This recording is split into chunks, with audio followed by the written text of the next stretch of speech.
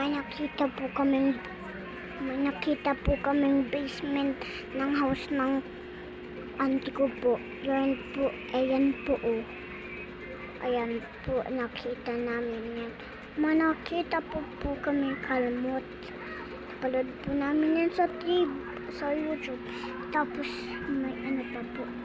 May ganyan pa po. Ayan guys. Mag-ingat po kayo sa mga basement nyo. Tatago na lang po. Tapos po, huwag na po kayo magdahilan.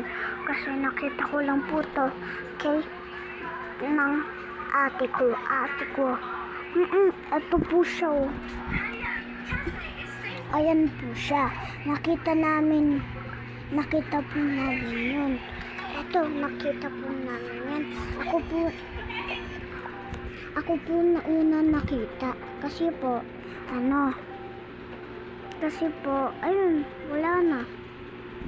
Yan po.